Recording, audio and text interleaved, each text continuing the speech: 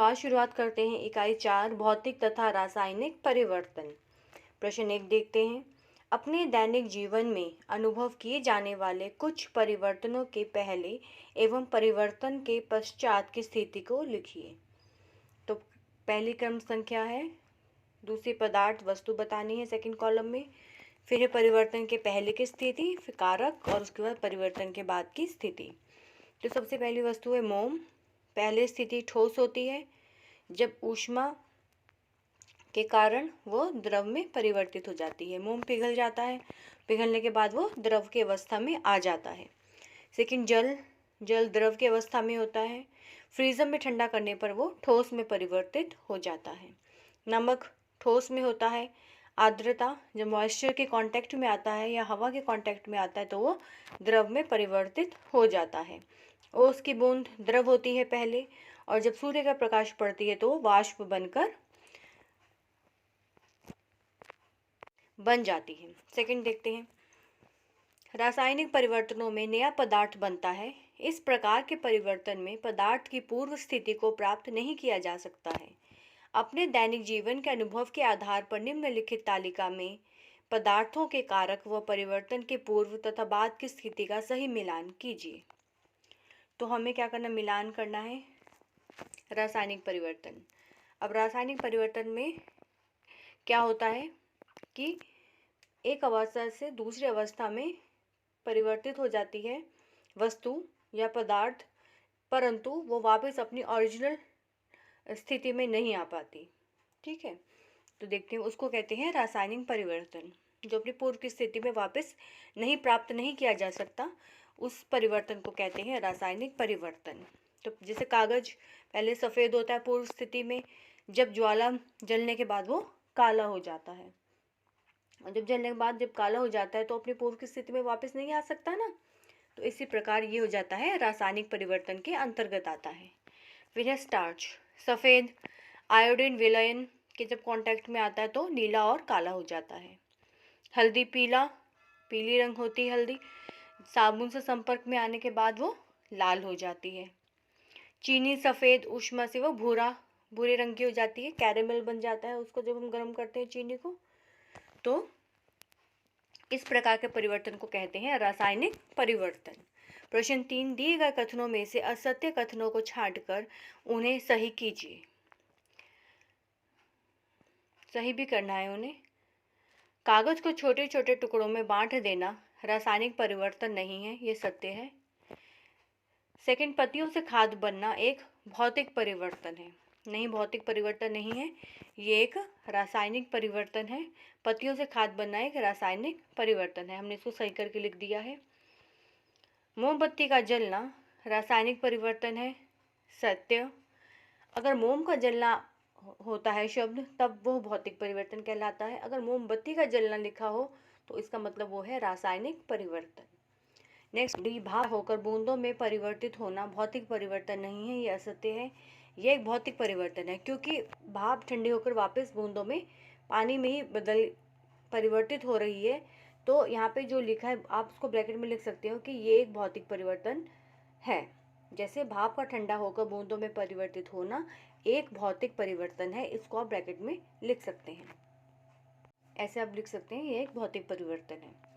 ठीक है, प्रश्न 4 पर चलते हैं। निम्नलिखित परिवर्तनों में से भौतिक एवं रासायनिक परिवर्तन तालिका में लिखिए। तो हमें इनको अलग अलग कैटेगराइज करना है कि कौन सा फिजिकल चेंज है और कौन सा केमिकल चेंज है। ठीक है, तो देखते हैं। पहला है यहाँ पे भौतिक परिवर्तन, पानी में शक्कर घोलना, मोम का पिघलना, कांच का टूटना।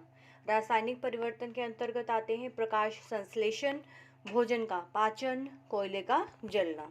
प्रश्न 5, दिए गए कथनों के लिए रिक्त स्थानों को नीचे दिए गए शब्दों की सहायता से भरिए। ए, बगीचे में खुले रखे लोहे की बेंचों में जंग लग जाता है। यह एक रासायनिक परिवर्तन है क्योंकि इसमें एक नया पदार्थ बनता है। चीनी को पानी में घोलना भौतिक परिवर्तन है। भौतिक परिवर्तन सामान्यतः उत्क्रमणीय होते हैं। चलिए नेक्स्ट देखते हैं। प्रश्न 6, दूध से दही में परिवर्तन के संबंध में निम्नलिखित में से कौन सा कथन सत्य है। पहला, इसका रंग परिवर्तित नहीं होता है, सही, दोनों व्हाइट कलर की होती हैं। इसके स्वाद में परिवर्तन हो जाता है, यस परिवर्तन हो जाता है। दही से दूध को पुनः प्राप्त नहीं किया जा सकता, यस उसको पुनः हम वापस उसको दूध नहीं बना सकते। यह द्रव से ठोस में बदल जाता है, वापस द्रव से ठोस में नहीं बदलता बल्कि कोलाइड विलयन में बदल जाता है। तो सिर्फ लास्ट गलत है, बाकी सब सही है। तो आइए नीचे हम देखते हैं। उपरोक्त के आधार पर नीचे दिए गए विकल्पों में से सही विकल्प चुनिए। पहला है कथन 1 व 2 सही है, 1 व 2 तो सही है लेकिन तीसरा इंक्लूडेड नहीं है इसमें। अगला देखते हैं 1 व 3 सही है, सेकंड इंक्लूड नहीं किया इन्होंने। थर्ड में 1, 3 व 4 सही है, इसमें फोर्थ तो सही नहीं है तो ये भी नहीं है। लास्ट है 1 व 4 सही है, ये भी ठीक नहीं है। तो लास्ट है कोई विकल्प पूर्णतः सत्य नहीं है। तो जो हमारे ऑप्शंस हैं यहाँ पर 1, 2, 3 ये कहीं पर हमें देखने को नहीं मिल रहे हैं, तो इसलिए हमने लास्ट का ऑप्शन पे टिक कर दिया और हमने ब्रैकेट में यहाँ पे लिख दिया गया कथन 1, 2 व 3 सही हैं, तीनों सही हैं। तो यहाँ पे कोई विकल्प तो मैच नहीं हो रहा है, तो हमने सिर्फ इसका ई पार्ट है वो हमने टिक किया है इसको। नेक्स्ट है 7th, मोम का पिघलना एक भौतिक परिवर्तन है जिसमें मोम ठोस से द्रव अवस्था में बदल जाता है। आसपास होने वाले इसी प्रकार के 2 उदाहरण लिखिए। तो हमें भौतिक परिवर्तन के 2 उदाहरण लिखने हैं। पहला, फोटोक्रोमिक चश्मा धूप में रंगीन तथा छाया में रंगहीन हो जाता है। सेकेंड, नेप्थलीन बॉल्स खुले में रखने पर ठोस से वाष्प में बदल जाते हैं। प्रश्न 8, समझाइए कि लकड़ी का जलना एवं लकड़ी के 2 भागों में काटना 2 भिन्न प्रकार के परिवर्तन क्यों हैं। लकड़ी का जलना रासायनिक परिवर्तन है क्योंकि जलने पर लकड़ी राख में बदल जाती है जिससे पुनः लकड़ी नहीं प्राप्त की जा सकती है। जबकि लकड़ी का काटना भौतिक परिवर्तन है क्योंकि इसमें लकड़ी के केवल आकार में परिवर्तन होता है परंतु कोई नया पदार्थ नहीं बनता। ठीक है, नेक्स्ट 9 देखते हैं। जब कार्बन डाइऑक्साइड को चूने के पानी में प्रवाहित किया जाता है तो चूने का पानी दूधिया हो जाता है, ऐसा क्यों होता है। निम्नलिखित समीकरण को पूरा करें।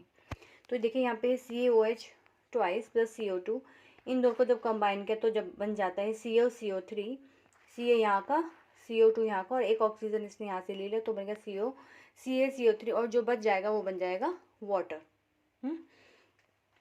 तो अब ये दूधिया क्यों हो जाता है। दूधिया इसलिए हो जाता है कि इस कार्बन डाइऑक्साइड की वजह से ये दूधिया हो जाता है। ठीक है, हाँ आपने इस एक्सपेरिमेंट भी किया होगा क्लास के अंदर। जब हम चूने का पानी को एक फ्लास्क में डालते हैं और उसके अंदर हम अपने मुंह से हवा भरते हैं उसके अंदर, तो वो जो उसका रंग है वो मिल्की होना शुरू हो जाता है। This is because due to the presence of carbon dioxide. 10th है, बताइए कि निम्नलिखित कथन सत्य है अथवा असत्य। पत्तियों से खाद बनना एक रासायनिक परिवर्तन है, ये सत्य है। लकड़ी के लट्ठे को टुकड़ों में काटना एक रासायनिक परिवर्तन है, असत्य है। सिर्फ काटना ही है तो इसमें कोई परिवर्तन तो नहीं हुआ। आयरन और जंग एक ही पदार्थ है, ये भी असत्य है। भाप का संघनन एक रासायनिक परिवर्तन है, ये असत्य है। चावल का पकना एक भौतिक परिवर्तन है, ये भी असत्य है। नेक्स्ट है 11th, निम्नलिखित के 2 उदाहरण लिखिए। रासायनिक परिवर्तन, पहला है मोमबत्ती का जलना, बीज का पौधा बनना, ये रासायनिक हो गया। सेकंड है उत्क्रमणीय भौतिक परिवर्तन, मोम का पिघलना, बर्फ का जमना। सोचो और बताओ, ये इसमें था ऊपर वाले में। नेक्स्ट है 12th, निम्नलिखित कथनों को ध्यानपूर्वक पढ़कर सही विकल्प चुनिए। कथन 1, किसी पदार्थ के विलयन से शुद्ध क्रिस्टल प्राप्त करने की प्रक्रिया क्रिस्टलीकरण कहलाती है। कथन 2, क्रिस्टलीकरण भौतिक परिवर्तन का उदाहरण है। ठीक है, दोनों कथन सत्य हैं। प्रश्न 13, निम्नलिखित में से क्रिस्टलीकरण द्वारा किन पदार्थों का शुद्ध रूप प्राप्त किया जाता है। तो सभी का प्राप्त किया जाता है, फिटकरी, नमक, कॉपर सल्फेट।